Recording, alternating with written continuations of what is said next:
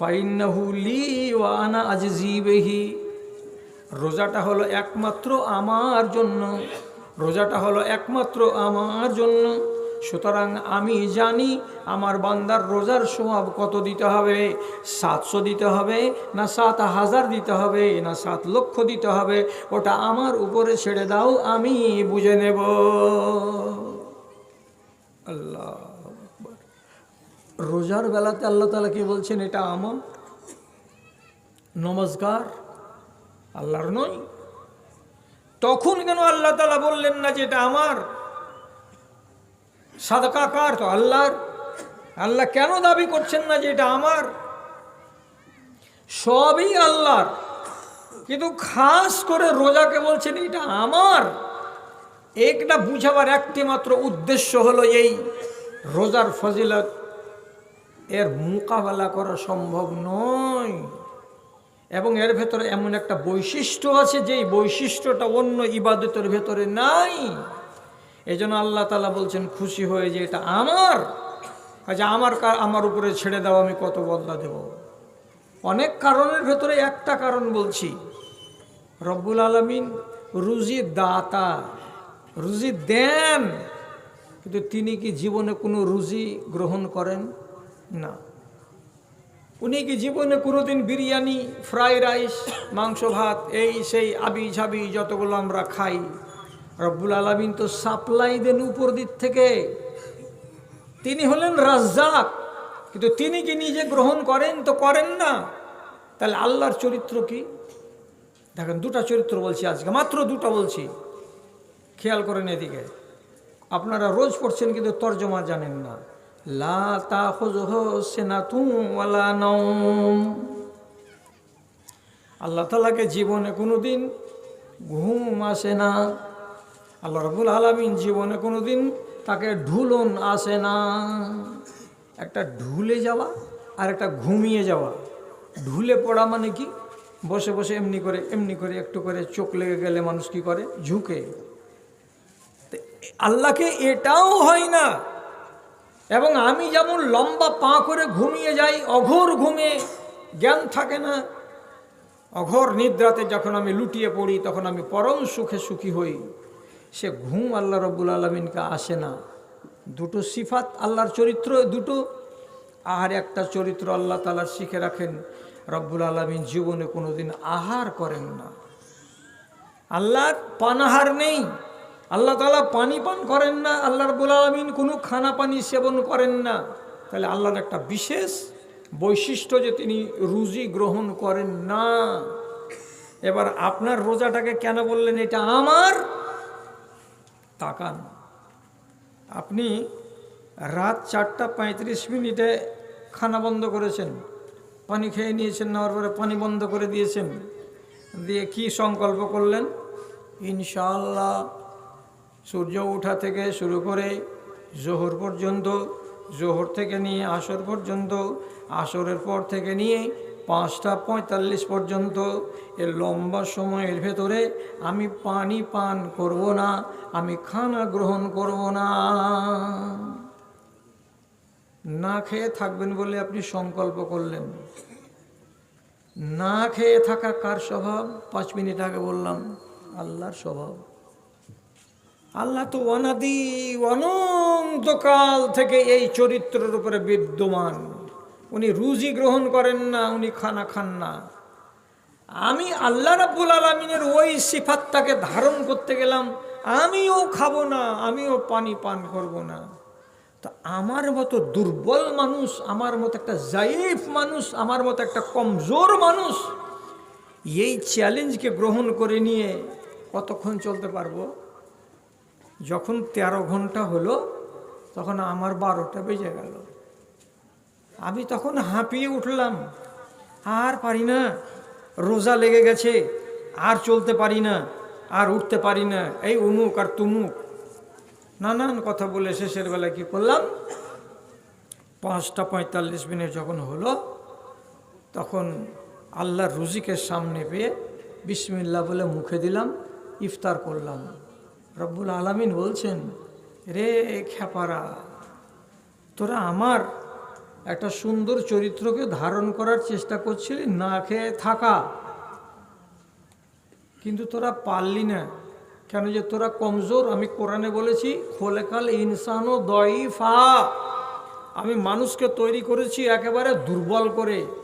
তো তোর মতো এই দুর্বল মানুষটা যখন আমাকে 12 ঘন্টা 13 ঘন্টা না খেয়ে দেখিয়ে দিলি, আমার স্বভাবের খানিকটা তোদের ভেতরে ধারণ করার ক্ষমতা দেখতে পেলাম, তার জন্য আমি খুশি হয়ে তোদের উপরে সন্তুষ্ট হয়ে আমি আজ তোদেরকে সার্টিফিকেট দিয়ে বলছি, এ রোজা আমার, এই রোজা আমার। অতএব এর বদলা যা দিতে হবে আমাকেই দিতে হবে। আমি জানি আমি আল্লাহ, আমি কাকে কতটা দেবো আর আমি কাকে কতটা দেব না। তোমাদেরকে এখানে এই অঙ্ক ফলাতে হবে না। তাহলে ফজিলত কত এই মাসের। আবার বলি আপনাকে একটা কথা মাথায় রাখেন, হাদিস বড় দামি দামি হাদিস, যেগুলো প্রসিদ্ধ হাদিস আমাদের সামনে আছে সেগুলো হলো 6খানা। এর আড়ালে আরও হাদিস আছে সুন্দর সুন্দর, যেগুলো সহি হাদিস। এগুলো বহু আলেম পড়েন না, আর না পড়ার কারণে যখন কাউরে মুখ থেকে শুনতে পাই কোনো নতুন কথা, তখন বলে হ্যাঁ যা তা কথা, এগুলো হাদিসে নাই, এগুলো জয়ীফ কথা, এগুলো দুর্বল কথা, এগুলো কথার কোনো ভিত্তি নেই, এই বলে আপনাকে বিভ্রান্ত করার চেষ্টা করে।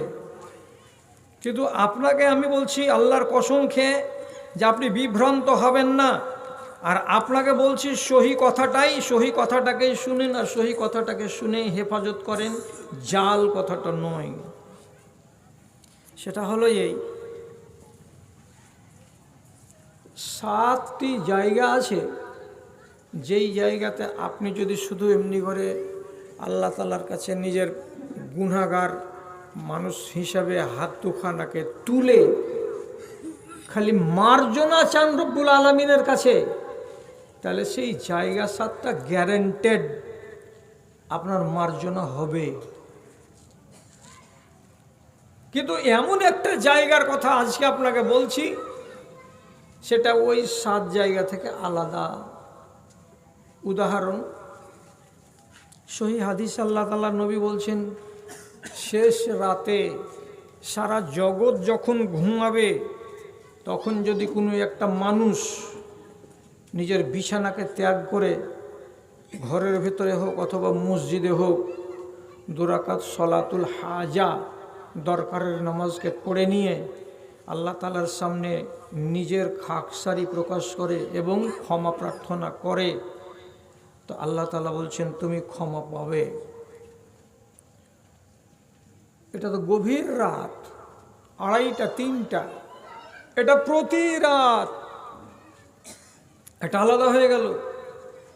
আর একটা বলি, কাবা শরীফের ছবি দেখবেন মোবাইলে, দেখবেন পূব দিকের দেয়ালে এতটা উঁচু পরিমাণ জায়গাতে একটা সোনার পাল্লা লাগানো, কপাট লাগানো, জানালার মতো দেখতে লাগবে, তার নাম হলো মুলতাজাম।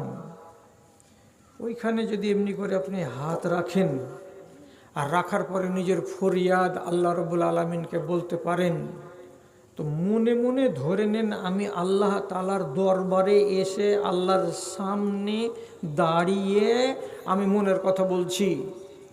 সুতরাং গ্যারেন্টিযুক্ত কথা যে আপনার ওইখানে মাগফিরাত এবং আপনার কামনা পূর্ণ হবে।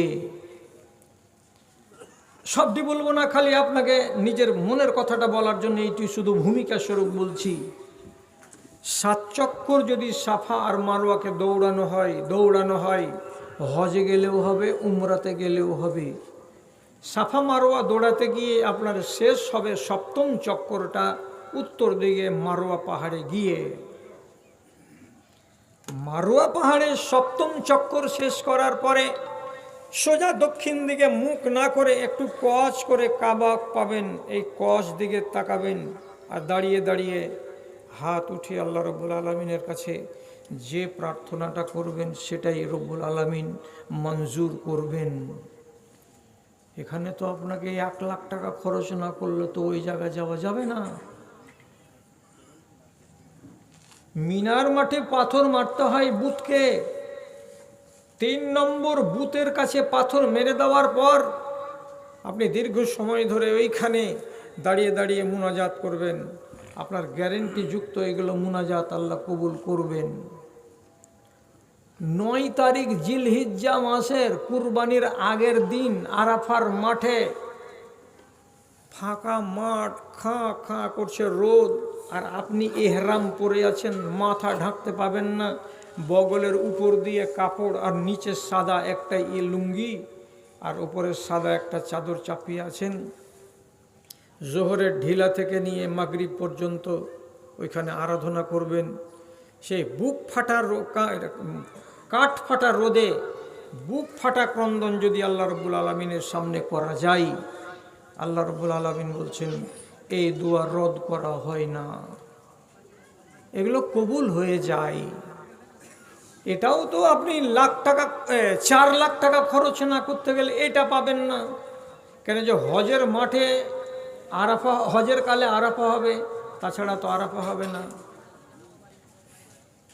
তাহলে আমাদের মতো যারা গরিব শরীফ মুসলমান, আমরা কি একটা সুযোগ থেকে বঞ্চিত হব?